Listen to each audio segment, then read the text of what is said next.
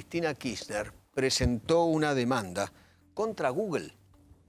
Ella dice que se ve ofendida porque en Google ella aparece como ladrona de la nación, ladrona de la nación.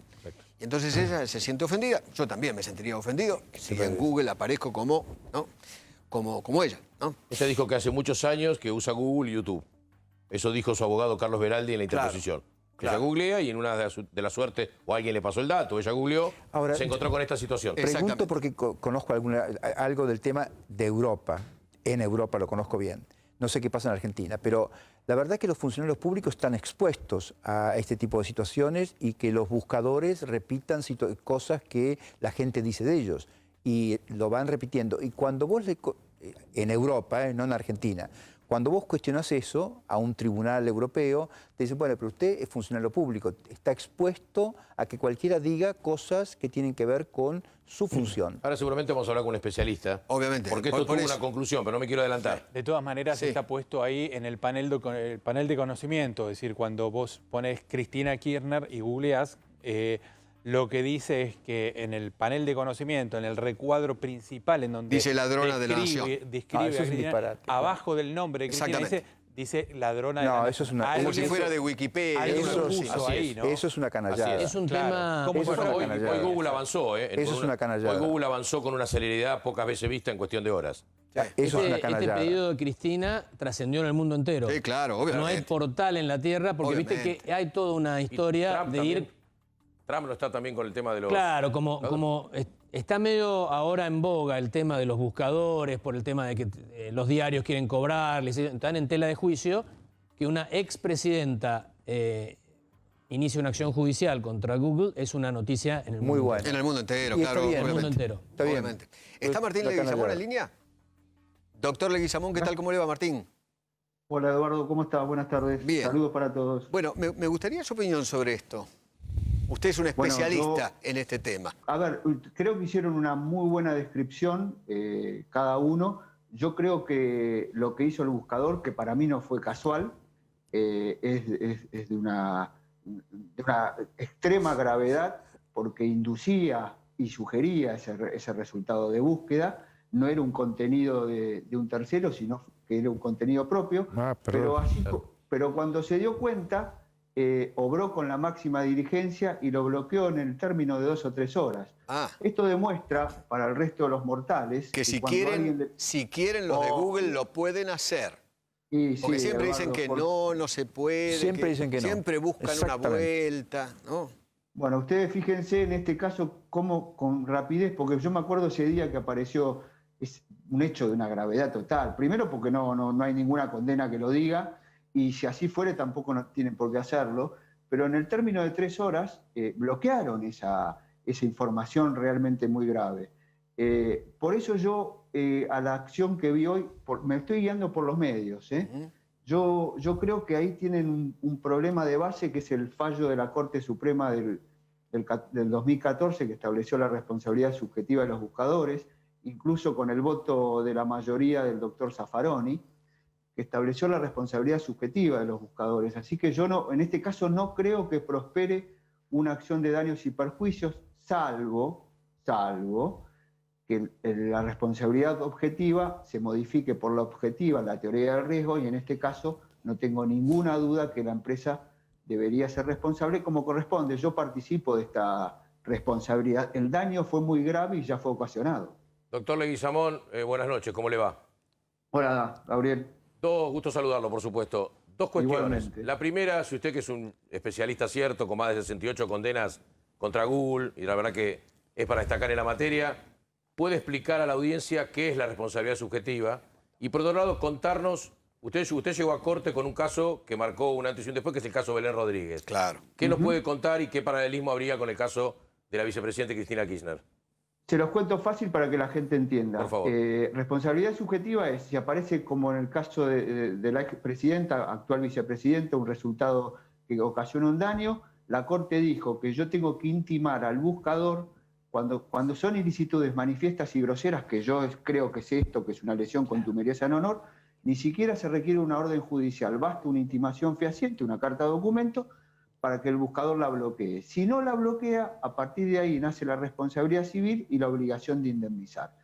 A mi gusto, yo creo que esto es un disparate realmente, porque el daño ya está cometido y es injusto obligar a la persona damnificada a tener que avisarle al señor Google dónde está alojado el contenido dañoso para que proceda de esa forma.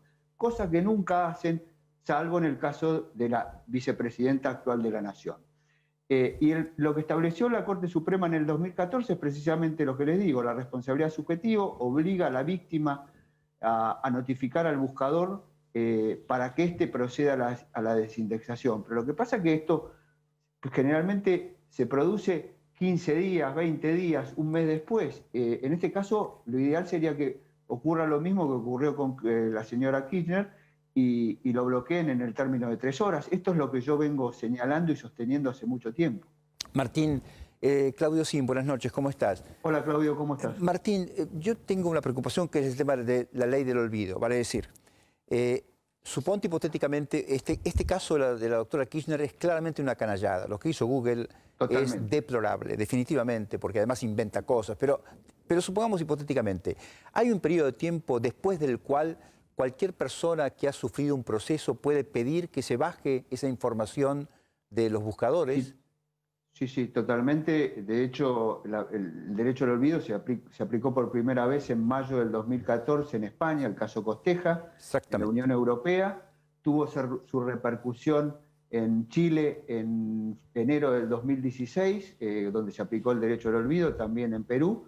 Y en Argentina yo logré la aplicación del derecho al olvido en el caso de Negri, el 20 de febrero de este año, y está en este momento en la Cámara Civil, la Sala H, para resolver la apelación de ambas partes. Nuestra por una parte parcial que no prosperó en el fallo y que aplicó el derecho al olvido, y Google seguramente porque pretenderá que no se aplique el derecho al olvido. Y con respecto al tiempo yo creo que más allá de los 10 años, cualquier información, cualquier persona tiene que tener la autodeterminación de la información que está alojada en los buscadores. O sea, se tiene que terminar con esto de que los buscadores pueden hacer lo que quieren. De hecho, como ustedes lo señalaban en la presentación, Trump les pateó el hormiguero y está pasando algo en Estados Unidos que era impensado, aplicarle responsabilidad a los buscadores.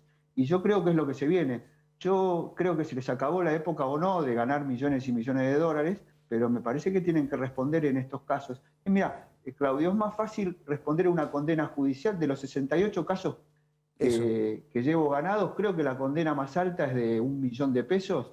Traducirlo a dólares, eso para Google es no le mueve la aguja. Entonces es más fácil seguir ocasionando daños que responder a condenas ejemplares. Es muy sencillo la explicación. Claro, porque, perdón, un segundo, discúlpame, pero quiero terminar la idea. Porque el tema, lo que contesta Google, bueno, eso lo ponen los diarios. Yo lo que hago es nada más que dejar el link. No, eso es una... A ver, bueno, este es otro problema que se discute en el mundo. Muy buena pregunta. Estos temas de los diarios y las editoriales, creo que las editoriales se han dado cuenta y se han cansado de este tema, porque como yo vengo señalando hace 15 años, Google es un sitio como cualquier otro que parasitariamente se apropia de los contenidos de los terceros y los aloja en sus resultados de búsqueda. Bueno, esto es lo que está ocurriendo en el mundo. Y exacerba la basura. Pero aparte, mira, yo acabo de terminar mi libro que está en preproducción, que calculo que va a salir en 30 días. El último capítulo lo dedico a 4 párrafos de la contestación de demanda de los abogados de Google y utilizo sus propias palabras definidas por la Real Academia Española. Y no queda ninguna duda que sacan, indexan, editan, colocan lo que más les conviene en los resultados de búsqueda. Y esto es muy simple. Antes se lo creía la gente, los magistrados. Ahora ya no les cree nadie porque no tienen una posición neutra. Me parece tienen bárbaro. Una posición activa. Me parece perfecto. Martín, hay mucha gente que sostiene que esto es un costo, el que usted señala, el que todos estamos señalando, un costo para que haya plena libertad de expresión en un ámbito prácticamente no regulado o sin ningún tipo de regulación como lo es la Internet. Y que cualquier tipo de reglamentaciones implicaría asfixiar esa libertad. ¿Cómo compatibilizan los dos criterios? Te lo contesto rápida y sencillamente. Por empezar, que nunca en los casos que yo represento está en juego la libertad de expresión. Creo que es una garantía y un derecho constitucional inmaculado. Y te lo voy a contestar con la pregunta que les hizo Lorenzetti en la audiencia pública en el caso Belén Rodríguez. En forma magnífica, el actual vicepresidente de la Corte le preguntó a los letrados de la empresa si habían recibido en el mundo alrededor de 2,5 millones de pedidos de desindexación en los últimos 30 días, a lo que le contestaron que sí. La repregunta del ministro, el anterior presidente de la Corte Suprema, fue cómo hacían para seleccionar qué indexaban o qué desindexaban. La respuesta de los letrados de la empresa fue que ellos determinaban que era lo gravemente ilícito o lo contumelioso o las cuestiones manifiestamente graves, y en esos casos procedían a bloquear aquella información que el buscador creía que era conveniente desindexar. A lo que el ministro de la Corte Suprema de Justicia de la Nación les dijo: y en ese caso, ¿no afectan la libertad de expresión? Claro, esto es así. claro. Acá no está en juego la libertad de expresión.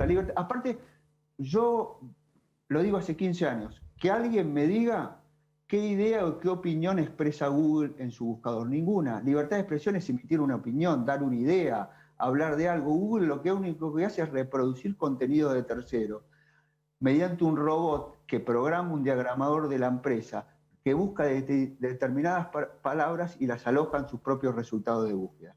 Y esto claramente puede producir daños y deben hacerse responsables de esos daños. Y yo creo que, recuerden esta nota, creo que el caso de Cristina Fernández de Kirchner va a ser el caso que va a modificar la responsabilidad de los buscadores en Argentina, y creo que va a ser el que va a aplicar la responsabilidad objetiva en la Argentina. No tengo ninguna duda de esto. Muy bueno. Muy bueno. Gracias, Martín. Muchísimas gracias. Un abrazo para todos. Un abrazo muy grande. Gracias a ustedes. Gracias. Yo coincido también con el doctor Sin, que es una canallada lo que Google le ha hecho a Cristina Fernández de Kirchner. Es una canallada. Es como dijo quizás el doctor Leguizamón, que le produjo un daño grave al actual vicepresidente de la República.